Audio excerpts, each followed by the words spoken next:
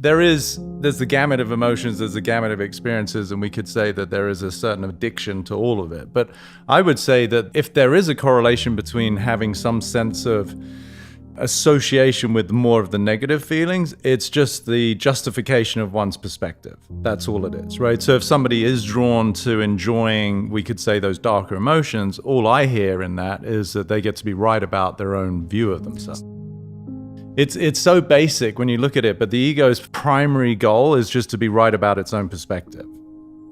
Yeah. So this is where, when people will say things like, I knew that would happen, or that always happens to me.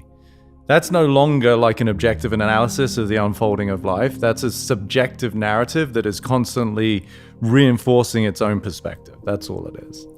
Being right is the poor man's version of self-worth. It's like recognizing, wow, I might not get what I want, but I'm right about it, which is why most relationships don't work. Because people aren't in a relationship with the other person, they're in a relationship with their own idea of themselves, and it's a self-preserving mechanism. So as long as you behave in the way that I like you to behave, then we get along fine. If you don't, then this relationship is on the rocks. And yet you are in this isolation chamber where you are resisting what is actually trying to be born here, which is forgiveness and apology, your humanity. It's okay. But can you make space for the part of you that gets hurt? Can you make space for the part of you that gets scared? It's okay. So that primordial urge to be right, to survive, is, ironically, that is the death of possibility. And so that really is just this ongoing opportunity, if you're willing to reconcile and mitigate all of these beliefs of who you are, to step into a different iteration of yourself that is more expanded. That to me is a life worth living. People go through life as prisoners of their mind. The only prison anyone lives in is their own perspective, their own point of view. And if you can crack that, there is no greater gift. There's no greater sense of liberation and freedom than to be able to help somebody see the prison they live within, that they superimpose onto circumstance, but really as a reflection of the conversation they've had inside of them, usually for decades. And to break that apart, that's recoding that really is the ultimate emancipation of suffering.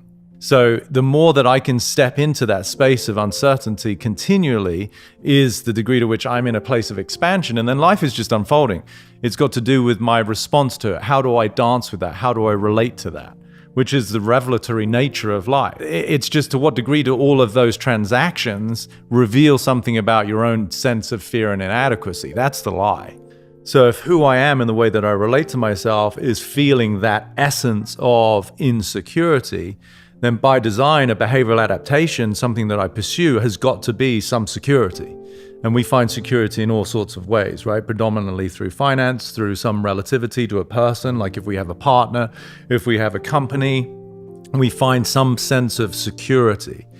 But it's transitory, it's illusory, and ultimately it will dissipate.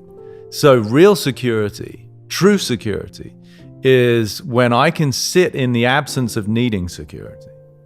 That's the real secure essence of who I am, in the absence of anything that would pertain to human security, because that is always going to be, at best transitory. So that is real expansion, is when I become associated with my true nature, it's no longer dependent on anything that is outside of me. That is, for me, the quintessential expression of success, is I'm at peace regardless of circumstance. I am not at the effect of circumstance. I am cause in the way that I experience myself and life, regardless of what's happening around me. What people are doing is they're desperately trying to control circumstances under the impression that if I get everything perfect in the way I want it, then I will finally be at peace. And this is why we have this one-day illusion, right? Like, this isn't my life right now, but wait, I'm getting there, which then creates this psychological time. Everything that we think we want is out there somewhere, right, in the future. Where does that come from? What was I actually interpreting that event or those words to mean about my own preservation? Because it's always a perceived threat. That's all it is. It's a perceived threat. To what? To your identity that is desperately trying to hold on to whatever it thinks is right. Somebody who's very, very tight psychologically, it doesn't take much to piss them off because they don't have any threshold. right? And that's why one of my questions is, can I be with this? Is an expression I use for myself. What is happening? What did they say? What news did I get? Can I be with this? What does that mean? Can I stay centered and at peace regardless? Now, I'm still human. I'm still a work in progress. There might be certain things that trigger, but to me, I don't see it as something to be defensive about. I see it as an opportunity for more awareness. Oh, wow. Why was that something that I got a little bit triggered by? That's the opportunity. And it's a different reframe. Instead of trying to control that, make them wrong, tell them to go fuck themselves, or whatever it is that we do when we feel threatened, it's like, okay, why in the infinite power of my true essence do I feel so scared in this situation? Because that's not me. That's a lie. Thinking that I'm not okay with what happened, or I'm not gonna be okay, meaning it's a threat to my existence, that's a lie. So there's the opportunity is, okay, thank you, life, for revealing somewhere within me that I'm still holding on to something that is self-preserving in nature, which does not serve me. If I don't understand that beyond the narrative of inadequacy, beyond the dialogue of scarcity, lies the abundance of everything, then I'm always associated with those feelings of limitation, for which reason I am going to generate expectation. So for me, it's not about trying to deal with expectation. I'm dissolving the idea that there's anything missing in the first place. Now it becomes a process of creation versus reaction. It becomes a process of exploration versus searching. I'm not missing anything. Whereas in adults, we develop over time this idea of scarcity, inadequacy, and security, and now it's a compensation game.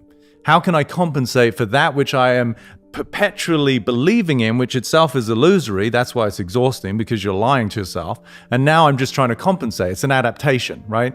So that's the difference, is I don't live in the world of expectation. I live in the world of uncertainty, which is itself mystical. It's magical. It's surprising. I don't need to know what's going to happen because there's nothing missing in the first place. And now, I could have personal preference. Sometimes I'd like things to go a certain way, and sometimes I'd like them not to go a certain way.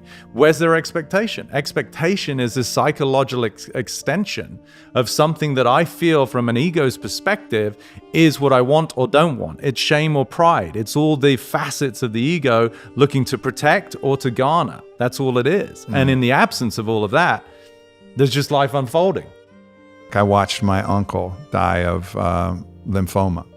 It imprinted in me an innate fear of that reality. What I hear more than anything is that it's less about your concern for the fear of death. What I really still am present to is the little boy who loves and misses his uncle. That's what I really hear.